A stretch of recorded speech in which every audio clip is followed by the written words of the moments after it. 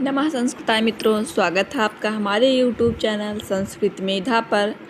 आज हम महाकवि कालिदास विरचित और प्रसिद्ध नाटक अभिज्ञान शाकुंतलम का कथासार बताएंगे।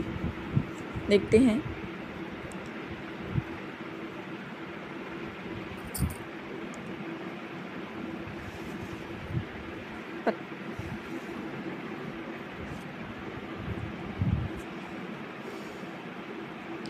नमः संस्कृताय मित्रों, स्वागत है आपका है हमारे YouTube चैनल संस्कृत मेधा पर। आज हम महाकवि कालिदास विरचित एंड तथा सुप्रसिद्ध नाटक अभिज्ञान शाकुंतलम का सार प्रथम अंक का देखते हैं। सर्वप्रथम कवि नांदी पाठ द्वारा अष्टमूर्ति भगवान शिव की स्तुति करता है। इससे भी एक प्रश्न बन सकता है कि अभिज्ञान शाकुंतलम में किसकी स्तुति की गई है, तो अष्टमूर्ति भगवान शिव की। तत्पश्चात सूत्रधार के द्वारा ग्रीष्म ऋतु का मनोहार वर्णन किया गया है। इसके पश्चात आश्रम में मृग का अनुसरण करते हुए मृगया प्रेमी धनुर्धरी दुष्यंत सारथी के साथ महर्षि कर्ण के तपापूत आश्रम में प्रवेश करते हैं। जैसे ही राजा मृग को मारना चाहते हैं, वैसे ही एक तपस्वी प्रवेश करके राजा को बताता है कि ये आश्रम का मृग है, अतः अबाध्य है। राजा उनके कथन को मान लेते हैं। इस पर तपस्वी उसे आशीर्वाद देते हैं कि तुम्हें चक्रवर्ती पुत्र की प्राप्ति हो। साथ ही राजा के आश्रम में आतिथ्य स्वीकार करने के आग्रह करता है।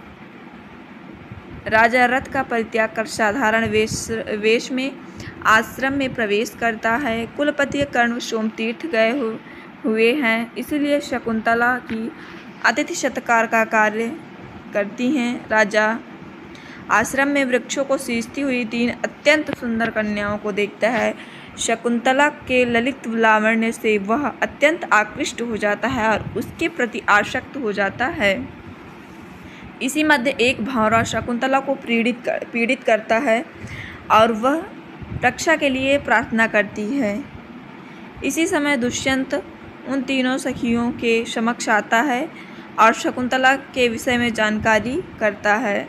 तब उसे ज्ञात होता है कि शकुंतला विश्वामित्र और मेनका की पुत्री है। वह उससे विवाह करने का दृढ़ संकल्प कर लेता है। विविध मधुर संवादों के द्वारा शकुंतला को आकृष्ट करने का यत्न करता है। शकुंतला भी उससे निसर्ग सौंदर्य से प्रभावित होकर उस पर अनुरक्त हो जाती हैं। इसी बीच आश्रम में वन्य विक्षुब्ध हाथी का प्रवेश होता है। राजा अपने सैनिकों को रोकने के लिए प्रस्थान करता है और तीनों सखियां भी वहां से प्रस्थान करती हैं। अब द्वितीय अंक का प्रारंभ होता है। प्रथम अंक में इतनी सारी घटनाओं का वर्णन किया गया है और द्वितीय अंक में देखते हैं। शकुंतला पर आसक्त राजा कामी की अवस्था में प्रवेश करता है। मृगया के पक्षपाती सेनापति के द्वारा भली भांति समझाए जाने पर भी राजा शिकार की इच्छा नहीं करता है और इसके लिए सेनापति को भी रोक देता है। सैनिकों को आदेश भिजवाता है कि वह आश्रमवासी जनों को पीड़ित ना करे। वह अपने शकुंतला प्रेम को विदूषक पर प्रकट करता है। तत्पश्चात वह विदूषक से शकुंतला के ललित लावण्य का वर्णन करते हुए उसके रमणीय कार्यकलापों का बखान करता है तथा विदूषक से आश्रम में प्रवेश करने के लिए किसी निमित्त को पूछता है कि कैसे आश्रम में प्रवेश किया जाए। इसी बीच को ऋषि कुमारों का प्रवेश होता है। वे तपस्वी राजा से आश्रम में ठहरने का आग्रह करते हैं, क्योंकि उनके यज्ञ आदि कार्यों में राक्षसों के द्वारा विघ्न किया जाता है। राजा इस प्रस्ताव को सहर्ष स्वीकार कर लेता है। उनका तो मन ही था रुकने का कि कोई भी बहाना बना के हम रुक जाएं। शकुंतला के लिए रुकना चाहते थे। इसी समय राजधानी से माता के संदेश को लेकर दूत आता है। दूत कहता है कि देवी के पारण के दिन आपकी उपस्थिति माता जी के द्वारा वहाँ चाही जा रही है। राजा असमंजस में पड़ जाता है। वह अपने स्थान पर विदूषक को सेना के साथ राजधानी भेज देता है।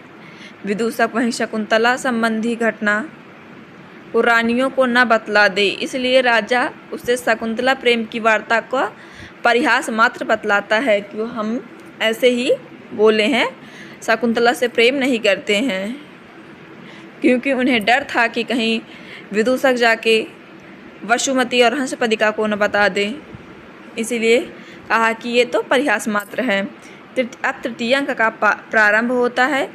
इस अंक के प्रारंभ में दुष्यंत के प्रति आसक्ति के कारण आश्वस्त शकुंतला प्रविष्ट होती है। उधर काम पीड़ित राजा दुष्यंत का भी प्रवेश होता है। वृक्षों के झुरमुट में छिपकर राजा शकुंतला और उसकी सखियों के वार्तालाप को सुनता है।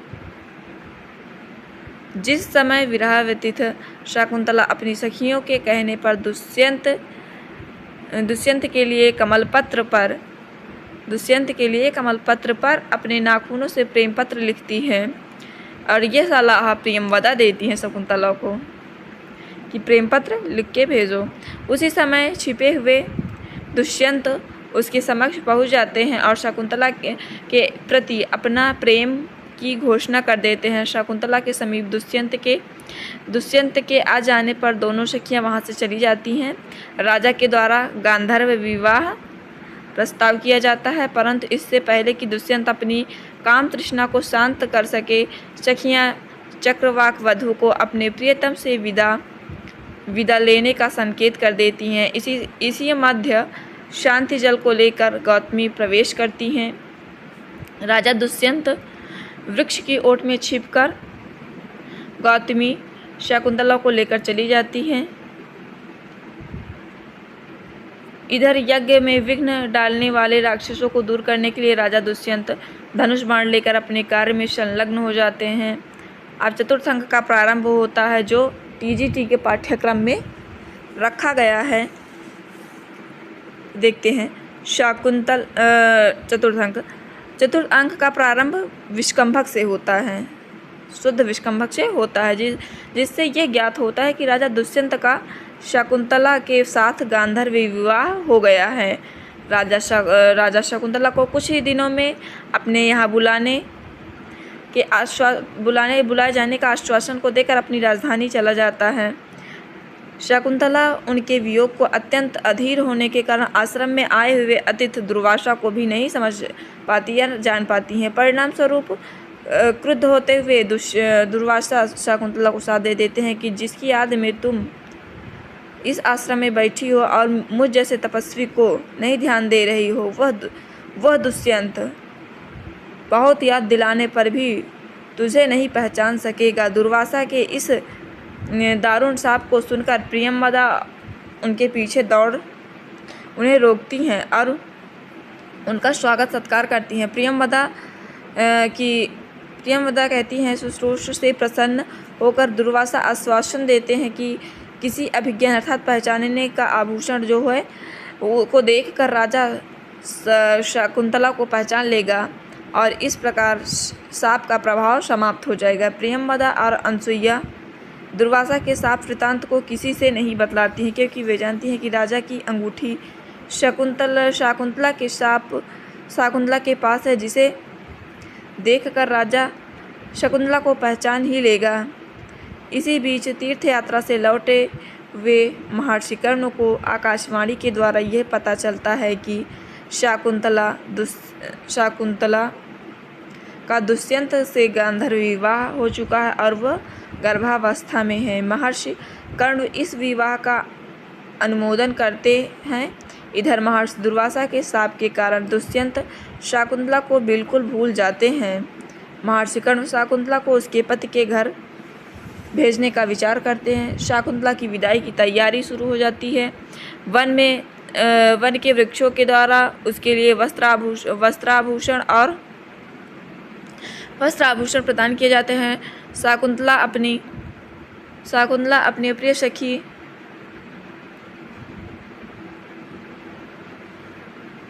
प्रिय सखियों, लताओं, वृक्षों, वन वन मृगों आदि के से विदाई लेती हैं। विदाई का वर्णन अत्यंत ही मार्मिक एवं प्रभावोत्पादक है। इस समय महर्षि कर्ण शकुंतला को परितिग्रह के लिए उपयुक्त आदर्श शिक्षा और राजा के लिए संदेश देते हैं। शकुंतला महर्षि कर्ण से मिल भेंट कर विदा लेती हैं।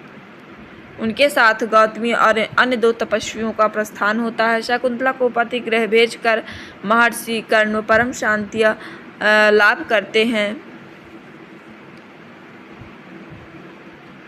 पंचम अंक का प्रारंभ होता है। इस अंक के प्रारंभ में सारंगराव और सारदत्त और गौतमी शकुंतला के साथ राजा दुष्यंत के राज दरबार पहुंच जाते हैं। राजा को उनके आगमन की सूचना दी जाती वे उन्हें राज दरबार में प्रवेश कराने का आदेश देते हैं। राजा एवं तपस्वी परस्पर अभिनंदन कार्य के पश्चात सारंगराव महर्षि कर्ण के संदेश को कहते हैं और शकुंतला को प्रस्तुत करते हैं। अभिज्ञान अंगूठी के खो जाने से राजा दुर्वासा के साप से मुक्त नहीं होता है। अतएव वह शकुंतला के साथ विवाह वृतांत को सुनकर आश्चर्यान्वित हो जाता है और वह विवाह की घटना को मिथ्या बतलाता है। गौतमी शकुंतला के अवगुंठन को दूर करती है, फिर राजा उसे पहचान नहीं पाता है। इसी बीच शकुंतला राजा को उसके द्वारा दी गई अंगूठी दिखलाकर विश्वास दिलाने का ये प्रयत्न करती है, परंतु अंगूठी के रास्ते में गिर जाने से उसका वह प्रयत्न भी निरर्थक हो जाता है। तपस्वियों और राजा के मध्य आवेशपूर्ण बातचीत होती है, परंतु वह राजा शकुंतला को नहीं ग्रहण करता। अंततोगत्वा राजा का पुरोहित प्रस्ताव करता है कि आपके विषय में ऐसा कहा गया है कि आपके चक्रवर्ती पुत्र उत्पन्न होगा, तो यदि इससे चक्रवर्ती पुत्र की प्रसूति हो तो इन्हें स्वीकार कर लेना, अन्यथा नहीं। तब तक के लिए पुरोहित शकुंतला को अपने घर में रखने के लिए प्रस्ताव करता है। राजा स्वीकार कर लेते हैं। तपस्वी जन शकुंतला को छोड़कर चले जाते हैं। शकुंतला विलाप करती है। उसी समय मेनका नाम की अप्सरा उसे वहां से उड़ा ले जाती है। सभी लोग आश्चर्य करते हैं और राजा अत्यंत खिन्न हो जाता है। अब छठे अंक का प्रारंभ होता है। शकुंतला की अंगूठी से सचे तीर्थ में गिरी हुई अंगूठी एक धीवर को मिलती है। वह उसे बाजार में बेचने के लिए लाता है। राजा की मुद्रा के अंकित उस अंगूठी को देखकर पुलिस वाले उसे चोर समझकर पकड़ लेते हैं और निर्णय के लिए राजा के पास ले आते हैं। राजा उस अंगूठी को देखकर धीवर को पुरस्कृत कर देता है।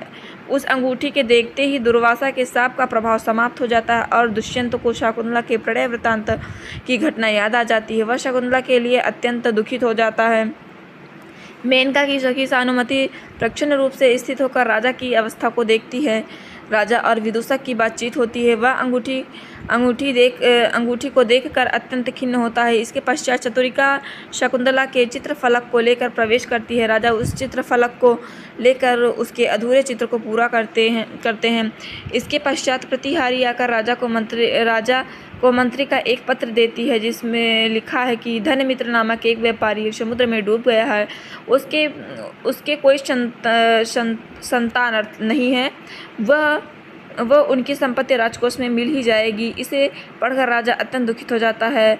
यहाँ तक कि वह मूर्छित हो जाता है। इसी बीच मातली का आगमन होता है।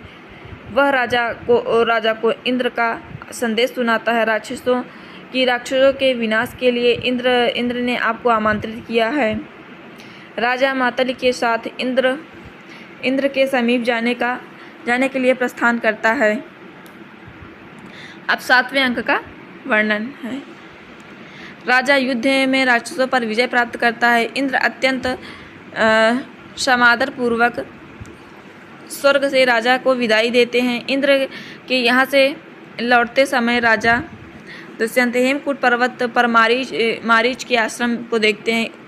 इसी समय राजा दुष्यंत आश्रम में एक होनहार बालक को देखते हैं कि जो सिंह के बच्चे के दांत गिन रहे हैं। राजा उससे अत्यंत प्रभावित हो जाता है और उससे पुत्र के समान प्रेम करने लगता है। बालक के समीप स्थित तपस्विनी के द्वारा ज्ञात होता है कि उस बालक की माता का नाम शकुंतला है और वह पुरुवंश का है। बालक अपराजिता नामक औषधि के द्वारा दुष्यंत को यह ज्ञात हो जाता है कि वह बालक उसका ही पुत्र है। इसी बीच मैले कुचले वस्त्र पहने हुए खुले बालों वाली वियोग व्यथित शकुंतला आकर राजा को प्रणाम करती है। राजा शकुंतला के पैरों में गिरकर क्षमा मांगता है। दुष्यंत, शकुंतला एवं भरत महर्षि मारीच के दर्शन के लिए जाते हैं। मारीच दुर्वासा के साथ वृत्तांत की चर्चा करते हुए राजा को निर्दोष बतलाते हैं। तत्पश्चात वे दोनों को आशीर्वाद देते हैं कि वह राजा को पत्नी तथा पुत्र भरत के साथ इंद्र के रथ पर चढ़कर राजधानी को प्रस्थान करने के लिए कहते हैं। यहीं पर भारत वाक्य के साथ नाटक की सुखद एवं मंगलमयी परिसमाप्ति होती है। ये था 7 अंक का सार।